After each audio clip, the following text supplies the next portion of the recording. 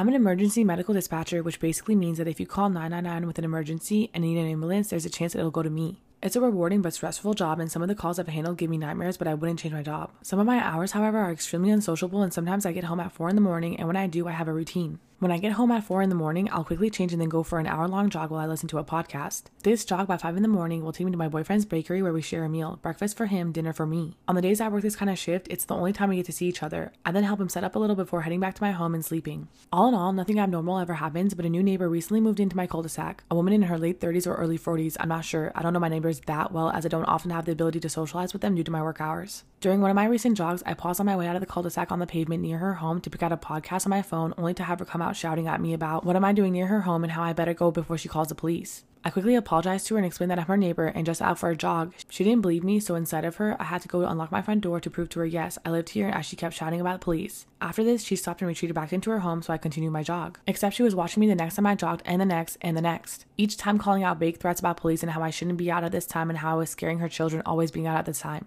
Now I admit I'd finally had enough of this and laughed at her because I'm a 5-foot-tall woman who looks like a solid breeze could blow me over. I also told her to mind her own fucking business and how only she seems like a weirdo here, always watching me going for a jog at this hour. And I told her that if she called 999 to say hi to my coworkers for me. I'm not proud of how I lost my temper, but it is getting to me how she's always doing this. It wasn't until my boyfriend suggested over our shared meal that day that maybe she just had anxiety and seeing someone outside so early put her on edge and that she was handling it poorly. I admit I felt guilty after that. I thought that me jogging for an hour after my shift was harmless, but I'm used to being up at weird hours. Am I the asshole for jogging at 4 in the morning? Would you be bothered if your neighbor was doing this?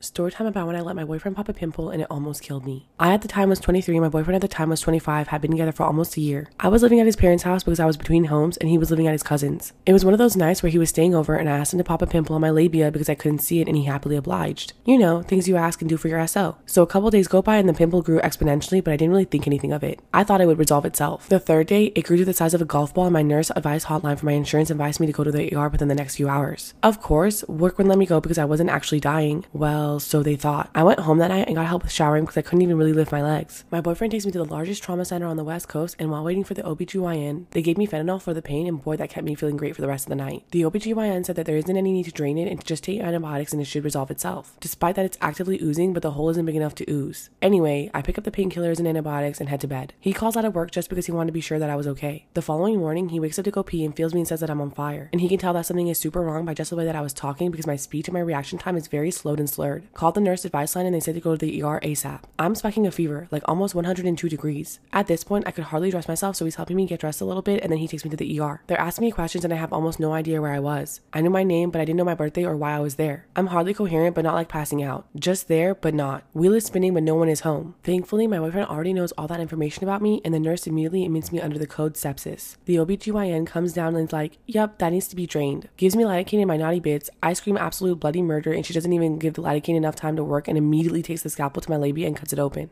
I screamed so loud and squeezed my boyfriend's hand so hard that he told me if he hadn't counter squeezed, his hand would have been broken. They drained and gave me vancomycin and I feel better. Flagged for admission, but I had just started my job and I couldn't afford to not work, so I went AMA. If you don't know what that means, it means against medical advice. My boyfriend has a bowling league. We go and at the end I start dry heaving and I can't stop. So I'm screaming at my boyfriend to call 911 and I go back to the hospital and I'm admitted. 3 days goes by and my culture came back with an MRSA. It was diagnosed cellulitis with MRSA and sepsis. I spent 6 days in critical care. What didn't click was that he had 2 MRSA infections in his finger, but they drained it and took some antibiotics and he was fine. It took me almost dying for him to get tested to find out that he was a carrier and he was the one who gave me the MRSA.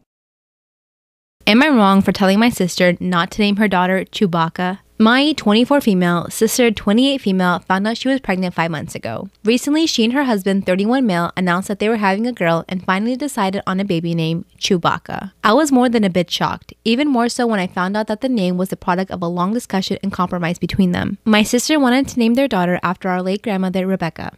Brother-in-law, who's obsessed with Star Wars, wanted to use a name from the movies. Before they knew they were having a girl, he wanted a son to name Chewie, which I still think is a bit odd, but it's not unheard of, so whatever. The problem is that he got attached to the name. Even after they found out they were having a girl, he didn't want to look for a female or gender-neutral Star Wars name. He still wanted Chewie. This is where it gets dumb. After arguing over it for a while, debating using one as a middle name, and sister pushing brother-in-law to choose a different name from the series, they somehow decided the best compromise would be just to mash the names together. When I asked my sister why she would agree to something so stupid, she got annoyed and told me that it's not like anyone would ever call her that. They'll use her nickname Becca. I told her not to name her daughter Chewbacca and that she'll probably get bullied for having a name that sounds like a dog's last name. She got mad and said her daughter is not a dog, which, obviously, and that what she named her child was none of my business. She asked me to leave if I was just going to badmouth her daughter. I told her I wasn't. I was just concerned about my niece getting bullied for having a stupid name. I think I did the right thing bringing up my concerns, but when I got home that night, I got a call from my mom telling me to drop it. She didn't like the name either, but said it wasn't our business and that my sister was right about just calling her Becca.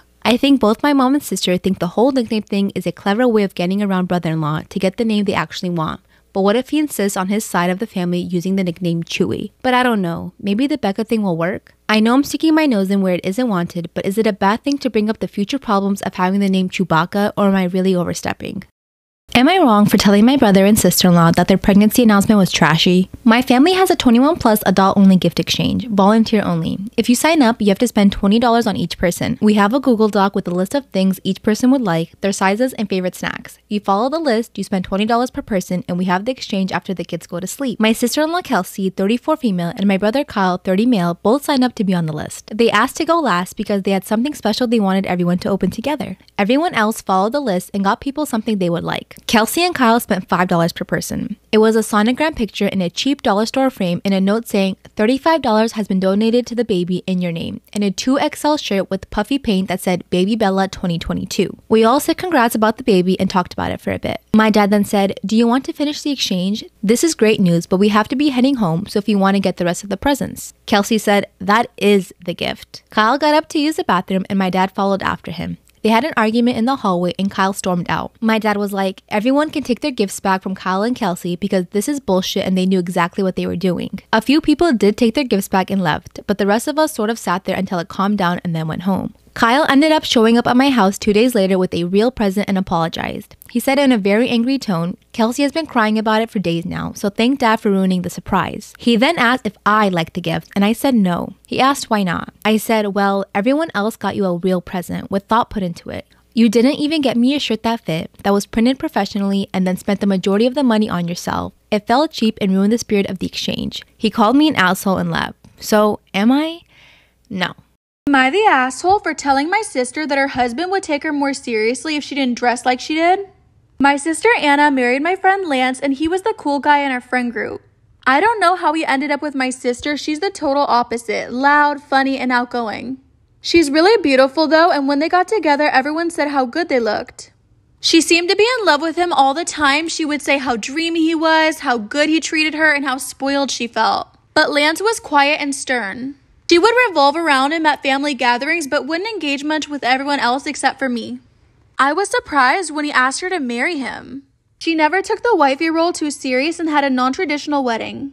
Am I the asshole for telling my sister that her husband would take her more seriously if she didn't dress how she did? She doesn't work, didn't finish her studies, and they don't plan on having kids. My sister's pretty much only into her looks and always on Snapchat or Instagram. I thought once married she would dress more appropriate since she always showed her cleavage, wore short skirts or tight jeans. She said that Lance likes her just fine. Well, last week it was my dad's birthday and she wore a pretty short floral dress. Most of the men were looking at her, including my dad's friends, and Lance was stoic as always. My sister said she didn't know why he was so quiet, but he's always like that. I told her if she didn't dress like that, maybe he'd take her more seriously. Am I the asshole for not telling my daughter I'm aware of her lifestyle until almost a year later? My daughter is 25 and she lives a fairly wealthy life, and when asked by family, she says she invests stocks and crypto. I know she does, but that's not even half of her income. She does OnlyFans and Twitter and PH. I'm aware of this because I will admit a single man in his 40s has needs, and I recognized it as her right away. I clicked on the Twitter profile and her face was the profile picture. I blocked her, made a note of the name so I wouldn't come across them anywhere else, and felt kind of weird myself. However, at the time, I didn't bring it up to her. Am I the asshole for not telling my daughter I'm aware of her lifestyle until almost a year later? I blocked her, made a note of the name so I wouldn't come across them anywhere else, and felt kind of weird myself. However, I didn't bring it up to her. That was a year ago, and a few days ago, she finally admitted at a family function what she does. Mixed reactions and anger aside, I did let her know I knew, and I respected her choice as long as she was being safe and knew she was okay with this being online forever. She got really upset with me and told me I shouldn't be watching those kind of things and that I'm disgusting and vile. She hasn't talked to me since, and I get her disgust, but is it really that bad I never told her?